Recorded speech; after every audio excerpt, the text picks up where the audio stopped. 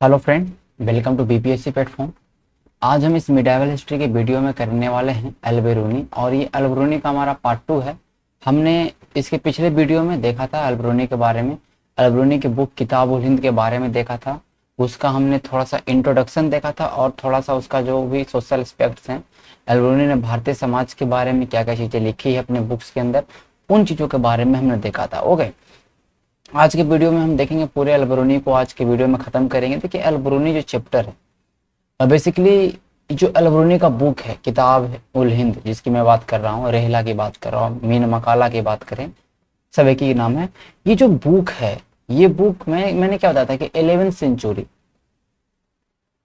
Century के पूरे इतिहास के बारे में आपको बता देगा। उस समय के हर एक चीज के बारे में, उस समय के भारतीय समाज, उस समय के भारतीय अर्थव्यवस्था, हर एक चीज के बारे में आपको जानकारी देगा इतना।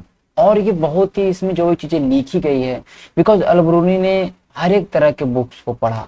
भारत के अंदर जितने बुक थे, सब बुक को उसने, संस्कृत को सीखा, फिर बुक्स को पढ़ा, चाहे साइंस के बुक हो, चाहे वो ज्योग्राफी के बुक हो, हर एक तरह के बुकों का अनुवाद किया, हर एक तरह के बुकों को पढ़ा, और उनसे चीजों को लेके कंपेरिजन किया, अरबिक बुकों से कंपेरिजन किया, भारतीय हिंदू धर्म को कंपेरिजन किया जुडिज्म से, इस्लाम धर्म से, और उस तरह से अपनी बुक के अंदर जो भी चीजें इन्होंने डाला, वो एक तरह से आप उसको सही मानना पड़ेगा। इट मीन्स कि इसने जहां पे भी, यहाँ तक मोहम्मद गजनबी के साथ रहा, मोहम्मद गजनबी के साथ आया, बट फिर भी मोहम्मद गजनबी का भी कहीं ना कहीं यहाँ पे आलोचना किया गया है।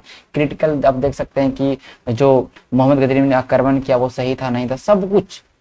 तो सोच सकते हैं कि इसने जो भी चीज लिखा वो बिना किसी भी वाइस्ट के लिखा, कोई कहीं भी बिना पक्षपात किए हुए चीजों को लिखा। इसलिए शुरुआत में इसने अपने बुक्स के अंदर लिखा कि यहाँ जो भी चीजें मैं फैक्ट डालूंगा, जो चीजें हैं वो एकदम जो है ज्यों का त्यों मैं यहाँ पे चीजों को लिख रहा हूँ। इसने आर्यभट्ट के बुक्स को पढ़ा, ठीक है, बीर संहिता को पढ़ा, बहुत सारे बुक्स को पढ़ के एग्जैक्टली सेम चीजों को इसने वहां पे भी अपने बुक्स के अंदर एंटर किया। तो ये बहुत ही एक ऑथेंटिक सोर्स है आपका अल्बेरूनी का बुक किताब हो गई, ठीक है। तो इस पे यूपीएससी ने बहुत बार सवाल पूछा। यूपीएससी ने एटलीस्ट 4 से 5 बार मेंस में से ऑप्शनल में सवाल आए हैं अल्बेरूनी के ऊपर।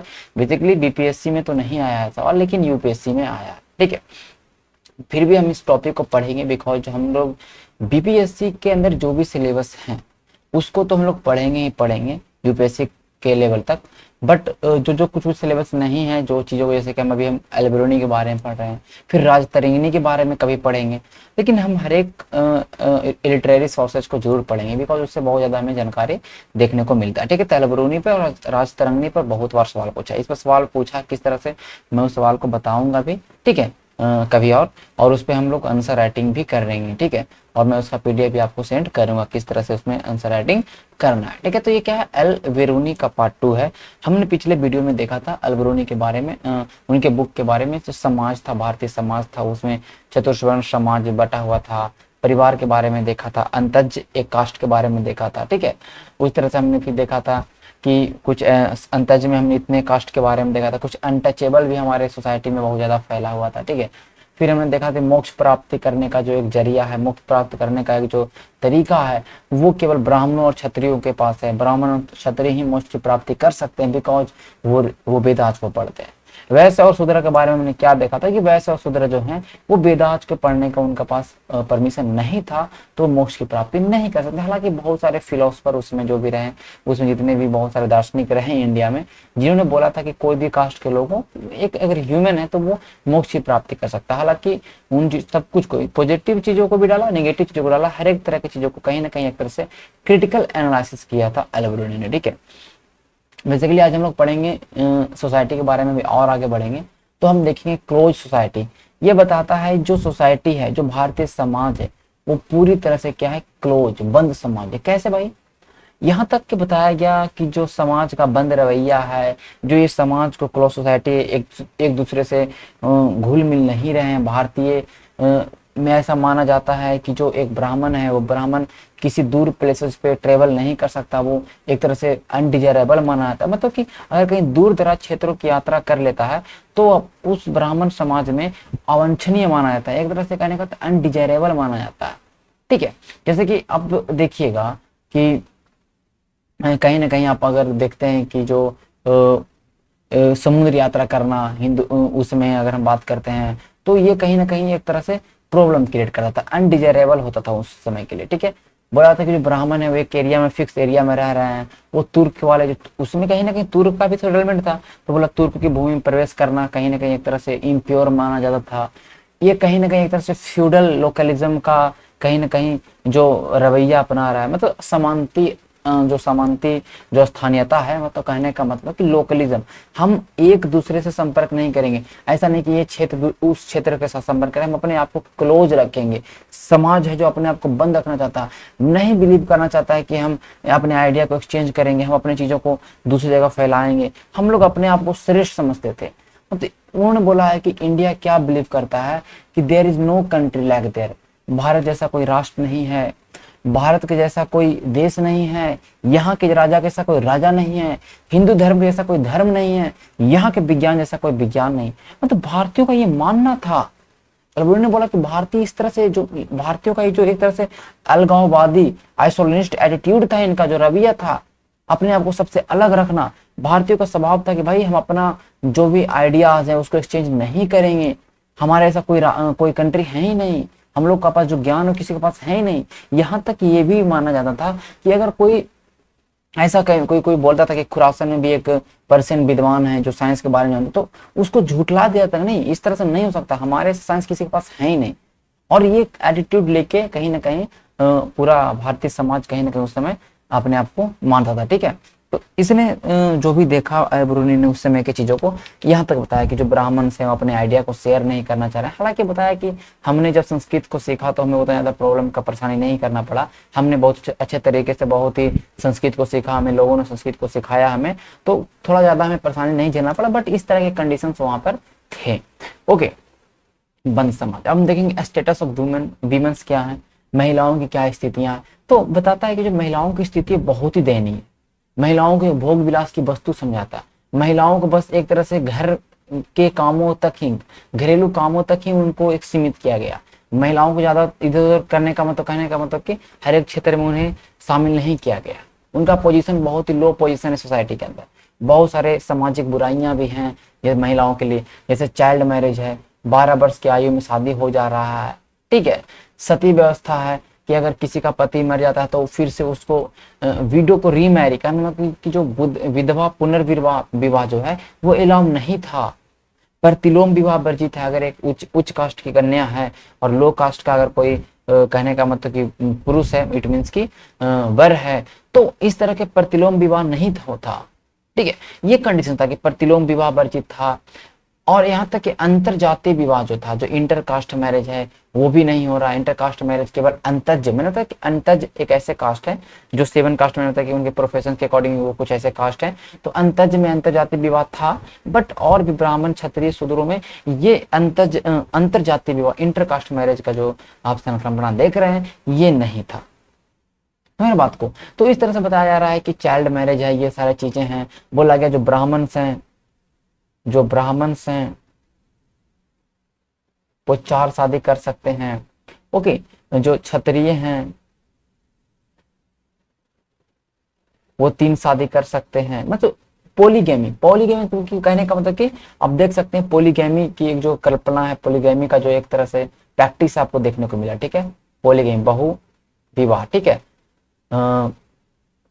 जो वैश्य है वो 2 शादी कर सकता है, शूद्र है जो 1 शादी कर सकता है। तो इस तरह से ये जो आप देखते हैं कि कास्ट वाइज शादी का भी नियम कास्ट वाइज है, शादी का नियम कास्ट वाइज है। यहाँ तक कि जो मैटरनिटी की बात करते हैं, प्रसूति, महिलाओं में जो प्रसूति है, महिलाओं का जो प्रेगनेंसी होता है, महिलाओं जो एक बच्चे को जन्म देती है, तो एक ऐसा कंडीशन है, आप देखते होंगे अभी भी एक महिला अगर किसी बच्चे को जन्म देती है तो कम से कम एटलीस्ट 12 से 15 दिन तक वो किसी से भी नहीं मिलती है, एक स्थान पे, एक जगह पे, एक घर में वो रहती है, किसी से टच नहीं होते। तो ऐसा कंडीशन था। तो प्रसूति के अकॉर्डिंग भी कहीं ना कहीं कास्ट के जो कास्ट के अकॉर्डिंग भी कहीं ना कहीं इसमें भी टाइमिंग था कि जो ब्राह्मण है, अगर ब्राह्मण कन्या है तो वो 8 दिन तक रहेगी, अगर क्षत्रिय कन्या है तो 12 दिन तक रहेगी, वैश्य कन्या है तो 13 दिन तक रहेगी, शूद्र है तो 14 डेज तक रहेगा। ये कंडीशन थे भाई, समझ रहे कि कहीं ना कहीं एक तरह के ब्राह्मणिकल जो उस समय जो भी थ्योरी रहे, जो भी एक तरह से ब्राह्मणवादी जो परंपराएं रहे, जो ब्राह्मणवादी जो भी चीजें थी, उस पर बहुत ज्यादा कटाक्ष किया। अलबरूनी ने ब्राह्मणिकल कहीं ना कहीं एक बहुत ज्यादा प्रभाव भी डाला, और जो स्थिति था उस चीज को इसने बताया भी कि जो ब्राह्मण का जो रवैया है वो कहीं ना कहीं सही नहीं था। इस तरह से उस कंडीशंस को बताया। हालांकि हमें बहुत सारे बुक्स में बहुत सारे इतिहासकारों ने भी सेम चीज को लिखा है, तो कहीं ना कहीं वो चीज ऐसा था तभी तो। ठीक है, आपने देखा था सिंध पे आक्रमण होता है और मोहम्मद बिन कासिम के समय, तो उसमें कहीं ना कहीं बौद्धों से, आप देख सकते हैं ब्राह्मण लोग हैं जो बौद्धों से कहीं ना कहीं हमेशा अलग रहते थे। तो ये कंडीशंस था तभी तो उसने लिखा। हर एक चीज को, जो भी चीजें लिखा वो कहीं ना कहीं एकदम एग्जैक्टली सही था। ठीक है, समझ बात को, आगे चलते हैं।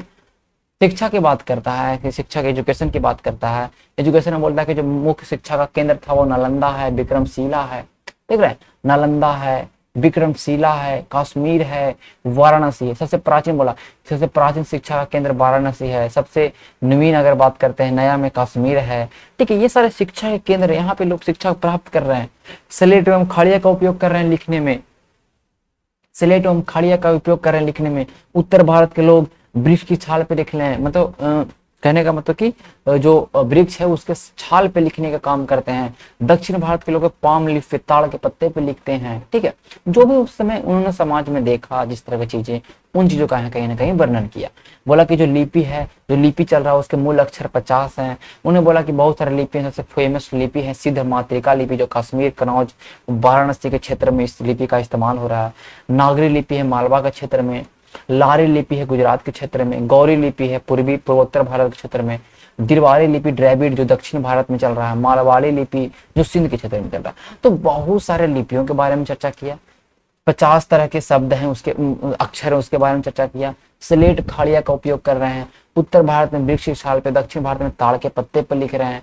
नालंदा, विक्रमशिला, कश्मीर, वाराणसी, ये सेंटर हैं एजुकेशन का, जहाँ पे शिक्षाएं मिल रही है।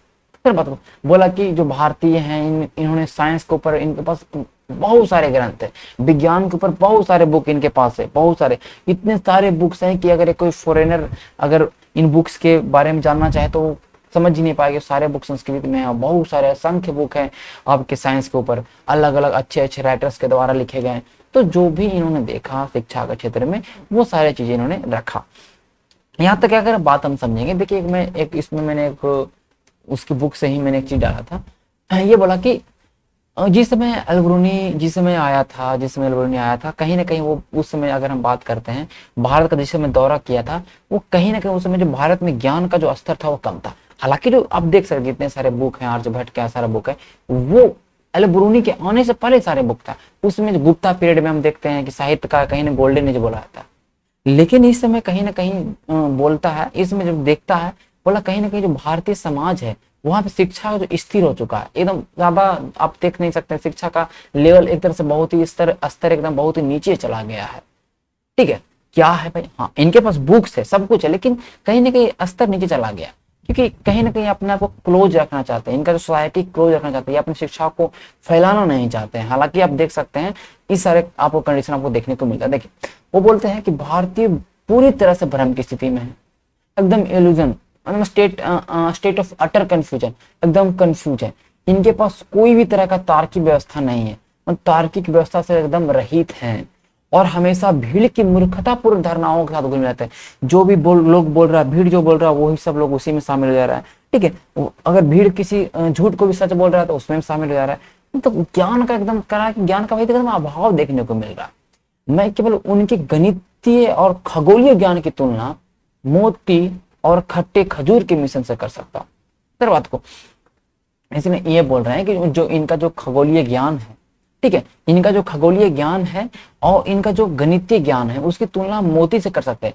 मीन्स कि इनका जो ज्ञान इनके पास मोती के जैसा, पल्स के जैसा भी है और एक खट्टे खजूर के जैसा भी। इट मीन्स कि क्या है कि जो भी लोग हैं वो जो ज्ञान को अर्जित करना चाहते हैं वो मोती को चुने, और जो ज्ञान को अर्जित नहीं करना चाहते हैं उनको ये ज्ञान खट्टे खजूर की तरह लगे। इट मीन्स कि उन्होंने पॉजिटिव एस्पेक्ट भी बताया कि जो भारत के अंदर जो ज्ञान है, भारत के अंदर जो चीजें आप देख रहे हैं, वो कहीं ना कहीं अगर एक जो आदमी ज्ञान को प्राप्त करना चाहता है तो उसको लगेगा कि नहीं ये मोती है, एकदम ज्ञान मिल रहा है। और जिनको ज्ञान से कोई मतलब नहीं, उनको एकदम कुछ भी पता नहीं चलेगा इस कंडीशंस में। ठीक है, इस कंडीशंस में है, ठीक है। तो कह रहा मैं उनकी नजर में दोनों तरह की चीजें समान है, एक खजूर भी उसी तरह से, मोती भी उस तरह से। इस तरह का भावना, इस तरह के लोगों के बीच में मानसिकता फैली हुई है, कहीं ना कहीं ये बताना चाह रहा है, ठीक है। तो अब इन चीजों को देख सकते हैं, कहीं ना कहीं अल-बुरूनी ने जो देखा वो चीजें अल-बुरूनी ने अपने बुक्स के अंदर लिखा, ठीक है। आगे चलते हैं, सांस्कृतिक पक्ष की बात करेंगे। अगर हम बात करते हैं, अल-बुरूनी ने बताया कि जो धार्मिक चिंतन जो होता है, एक जो धार्मिक चिंतन किया जाता है एक, वो कहीं ना कहीं एक तरह से खत्म हो चुका था। लोग धार्मिक चिंतन नहीं कर रहे हैं, लोग डिवोशन नहीं कर रहे हैं, डिवोशनल चीजें पर नहीं जा रहे हैं, लोग कर्म कांड कर रहे हैं, रिचुअल्स प्रैक्टिस कर रहे हैं। वैदिक कर्म कांड एकदम लोगों पे हावी हो चुका है। लोगों को कोई धर्म से मतलब ही नहीं, धर्म का जो चिंतन होता है वो चीजें लोग कर ही नहीं, लोग बस कर्मकांड कर रहे हैं, लोग पूजा कर रहे हैं, लोग पूजा पाठ कर रहे हैं, लोग अलग एक से एक प्रथाएं चला रहे हैं, लोग बलि दे रहे हैं, लोग यज्ञ कर रहे हैं, लोग तीर्थ यात्रा कर रहे हैं। मतलब कर्म कांड पूरी तरह से हावी हो चुका था। जिस तरह से हम देखते हैं कि 6th सेंचुरी बीसी में जो आप नए नए धर्मों का उदय देखते हैं, जैन धर्म, बौद्ध धर्म, क्यों? क्योंकि कर्म कांड का ये स्थिति हो चुका था ना, कि कहीं ना कहीं वो प्रॉब्लम क्रिएट कर रहा था। इसलिए नए नए धर्म आए, उसमें कर्म कांड को हटाया गया, वैदिक कर्म कांड को हटाया गया, तभी तो सारे धर्म उस समय कहीं ना कहीं एक तरह से उत्थान हुआ। तो फिर वही कंडीशन आप देख रहे हैं, इस तरह चीज चल रहे हैं। बोला कि जितने भी पवित्र स्थान है, जितने भी मंदिर जगह हैं, वहां पे तालाब का निर्माण किया गया है, वहां पे रिजर्वायर, वहां पे कहीं ना कहीं जितने भी मंदिर हैं, जितने भी धार्मिक स्थल हैं, वहां पे आपको तालाब देखने को मिलता है। बोला गया कि जो मंदिर हैं, जो बौद्ध विहार है, वो एक तरह से भ्रष्टाचार का अड्डा बन चुका है। क्योंकि देखिए टेम्पल है, टेम्पल में दान हो रहा है, पैसा आ रहा है, और जहाँ पे पैसा ज्यादा आ रहा है वहां पे भ्रष्टाचार हो रहा है। लोग वहां से पैसा को एज ए फाइनेंशियल के रूप में इस्तेमाल कर रहे हैं, वहां पे पैसा को कर्ज के रूप में दे रहा है। मतलब इतना जो बता रहा है कि एक खास वर्ग, एक ब्राह्मण वर्ग है, उसके अंदर में टेम्पल है और पैसा उनके हाथ में आ रहा है, तो करप्शन पूरा फैला है। जो मंदिर है एक भ्रष्टाचार का अड्डा बन चुका है। देवदासी सिस्टम है, मंदिर के अंदर देवदासी सिस्टम चल रहा है। एक ऐसी महिलाएं जो कहीं ना कहीं देव के लिए समर्पित थी, भगवान के लिए समर्पित थी, उनके लिए डांस करते थे, तो देवदासी सिस्टम को लग गया। बोला कि देवदासी सिस्टम एकदम चरमोत्कर्ष पे है। मंदिरों में देवदासी सिस्टम है जो कहीं ना कहीं एक तरह से सही नहीं है। यहाँ के लोग जो ज्ञानी लोग हैं वो मोनोथिज्म पे बिलीव कर रहे हैं, जो थोड़ा कुछ पढ़े लिखे लोग हैं वो एकेश्वरवादी पे बिलीव कर रहे हैं। मोनोथिज्म मतलब एकेश्वरवादी, एक ईश्वर, ईश्वर ईश्वर एक है, ठीक है, एकेश्वरवादी। और कुछ जो जो ज्यादा अज्ञान लोग हैं पॉलिथिज्म पे बहुत सारे भगवान को मानते हैं। आज भी देखते हैं कि अगर हमारे पूर्वज की बात कर लें या आप अपने घर में देख ले सकते हैं, दादा दादी को देखते हैं, तो हर एक ओकेजन पे पूजा होता है। गांव में अगर कोई तरह का चीज हुआ, फसल कटा, तो वहां पे पूजा, कुछ भी चीजें होती तो हर एक तरह के पूजे होते हैं। तो कहीं ना कहीं बोला कि पोलिथिज्म आप देखने को मिल रहा है। मतलब कहीं बहु देववादी संकल्पना देखने को मिल रहा है। लोग अलग अलग धर्म, अलग अलग देवताओं को मान रहे हैं, हर एक चीज के लिए अलग अलग देवता मान रहे हैं। कुछ लोग हैं जो मोनोथिज्म को मान रहे हैं। ये बताया जा रहा है कि क्या धार्मिक चीज है। वैष्णव धर्म के लोग की ज्यादा यहाँ पे आपको देखने को मिल रहा है। रामनवमी है, शिवरात्रि है, प्रमुख पर्व है इन लोगों का। यहाँ पे मूर्ति पूजा बहुत ज्यादा देखने को मिल रहा है। ओके, वेदों को पढ़ने के लिए आपको वैश्य शूद्रों का अधिकार नहीं। अगर वैश्य शूद्र वेद को पढ़ते हैं, अगर वैश्य और शूद्र वेद को पढ़ लेते हैं और पता चल जाता है कि वैश्य और शूद्र ने वेद को पढ़ा, और वो सजा अगर जो भी वो जो मतलब दोषी है, अगर वो दोषी पाया गया इस तरह के, तो उनके जीव को काट दिया जाता है। इस तरह के कंडीशंस आपको देखने को मिल रहे हैं, जो आपको कहीं ना कहीं अल-बुरूनी ने अपने बुक्स में लिखा, ठीक है। धार्मिक जो अगर पक्ष की बात करते हैं, तो सबसे ज्यादा इसमें इन्होंने कहीं ना कहीं ब्राह्मणिकल ऑर्डर्स को कहीं ना कहीं इन्होंने ज्यादातर चैलेंज किया है और उन चीजों के बारे में भी बताया है। इस चीज को समझिएगा, ठीक है। अर्थव्यवस्था की बात करते हैं, इकोनॉमी की बात करेंगे। देखिए जो इकोनॉमी की हम बात करते हैं, सबसे जो भूस्वामी है, जो पूरी जमीन का जो मालिक है, वो कौन? राजा है। और जो किसान एक तरह से, जो किसान क्या है, एक तरह से प्रोडक्टिव काम करता है, वहां पर उप जाता है। बोला कि इस समय कृषि व्यापार बहुत अच्छे तरीके से पूरा उन्नत है, फ्लोरिस्ट है। लोग कृषि व्यापार बहुत अच्छे तरीके से इंडिया के अंदर हो रहा है। ट्रेड टाउन के बारे में होता है, कनौज है, मुल्तान है, ये सब कुछ व्यापारिक शहर आपको देखने को मिलता है। टैक्स 1/6 टैक्स लोग देखते हैं, जितने भी उपज होता है उसका 1/6 टैक्स लोग रूप में दे रहे हैं। ब्राह्मणों को टैक्स नहीं देने की व्यवस्था है, ब्राह्मण टैक्स नहीं दे रहे हैं, they are exempted from the tax. ब्राह्मण को लैंड ग्रांट दिया जा रहा, तो इसलिए क्योंकि ब्राह्मण को पहले से लैंड ग्रांट प्रोवाइड था और वो कहीं ना कहीं एग्जेम्प्टेड थे टैक्स से। तो उन्होंने बताया कि देखिए मोहम्मद गजनी आपको देखने को मिलता है कि 26 ग्रेन का 26 ग्रेन का मोहम्मद गजनवी का एक कॉइन आपको देखने को मिलता है, जिसमें संस्कृत में सारी चीजें लिखी गई है, तो कहीं ना कहीं वो भी चीजें मेंशन किया गया। ठीक है, बताया कि बहुत सारे व्यापारिक मार्ग है, 15 व्यापारिक मार्ग की बात की, नॉर्थ इंडिया से कनेक्टेड थे, 15 व्यापारिक मार्ग की बात करता है। सूदखोरी मना है, बोला कि सूद लेने का जो सूद होता है, जो सूद लेने का जो कहने का जो तरीका है, जो सूद जो ले आता है कि लोग कर्जा पैसा देते हैं और फिर सूद, तो सूदखोरी ऐसा नहीं है, सूदखोरी वाला कंडीशंस नहीं है। हालांकि शूद्र जो हैं और जो अंतज हैं वो 2% तक सूदखोरी उनके ऊपर लगता है। बाकी सूदखोरी एकदम कहने का मतलब उस समय अर्थव्यवस्था की बात करते हैं तो वो एकदम तरीके से मना था। ठीक है, तो हर एक में देख सकते हैं 6-7 पॉइंट मैंने आपको बताया है, तो हर एक में आपको लिखना पड़ेगा। स्थापत्य के बारे में बोलता है कि जो भारत के अंदर जो स्थापत्य, क्योंकि देखिए बेसिकली जो ज्यादा फोकस किया है वो कहीं ना कहीं अल-बरूनी ने अपने बुक्स के अंदर ज्यादा ज्ञान विज्ञान में फोकस किया। उन्होंने हर एक तरह के कॉपी किया, बहुत सारे पुराण हो गया, ऋग्वेद हो गया, भगवत गीता हो गया, बहुत सारे साइंस के किताब को, सबके बुक्स को, किताब को रेफरेंसेस ऐसे एज ए रेफरेंस को लिखा। ठीक है, कहने का मतलब एक तरह से पूरा कंपाइलेशन किया बहुत अच्छे तरीके से। अब देखिए स्थापत्य के बारे में बोलता है कि जो कनौज है, कनौज के बारे में, कनौज का जो भव्यता के बारे में बताया, कनौज बहुत ही भव्य जगह था, बहुत ही विस्तृत, बहुत ही बड़ा एरिया, कनौज एक बहुत ही फ्लोरिश जगह है। मथुरा और कनौज के बारे में मोहम्मद गजनवी भी बोलता है कि मथुरा और कनौज जैसा अगर मंदिर जितना देखते हैं मथुरा और कनौज के अंदर, या मथुरा और कनौज जैसा अगर भव्य इमारतें बनाने हैं, मथुरा और कनौज जैसा अगर हमको पूरा एक शहर बसाना है तो 200 साल लग जाएगा और 1 लाख दिनार खर्चा हो जाएगा। दिनार मतलब स्वर्ण मुद्राएं खर्चा हो जाएगा, फिर भी हो सकता है इसके ऐसा कनौज और मथुरा जैसा हम शहर बसा पाए। ठीक है, और देखिए ये जो बुराई भी करता है अल-बरूनी, जो अल-बरूनी है वो कहीं ना कहीं स्थापत्य की बुराई करता है। अरे भाई जो ये मंदिर है, ये जो स्थापत्य, बड़े बड़े बिल्डिंग्स हैं, वो आकर्षण का केंद्र है, यहाँ पे धन है। अब जो मंदिर है वहां पे बहुत ज्यादा धन एक्युमुलेट हो रहा है, बहुत ज्यादा धन वहां पे आ रहा है, तो जो इन्वेडर्स है, जैसे कि तुर्कों ने आक्रमण किया, मोहम्मद गजनवी ने आक्रमण किया धन के लिए, तो ये कहीं ना कहीं आकर्षण का केंद्र है और इससे बार बार आक्रमण होना, मथुरा पे आक्रमण हुआ, कनौज पे आक्रमण हुआ, सोमनाथ पे आक्रमण हुआ, तो इसका मुख्य कारण भी यही है कि धन जो स्थापत्य है, जो इन मंदिरों में और इन मंदिरों में जो धन का संग्रहण है, ये कहीं ना कहीं एक तरह से आकर्षण का केंद्र है, इसलिए इसका बुराई भी करता है। समझ रहे बात को, ये कंडीशन है, समझ रहे। चलिए आगे चलते हैं। ज्ञान विज्ञान, ज्ञान विज्ञान में देखिए सबसे मेन जो बेसिकली जो पूरे अपने बुक्स के अंदर 25% जो हिस्सा है इनका एस्ट्रोलॉजी के ऊपर, एस्ट्रोनॉमी के ऊपर, ठीक है, खगोल शास्त्र और जो आपका ज्योतिषी शास्त्र है उसके ऊपर बात किया।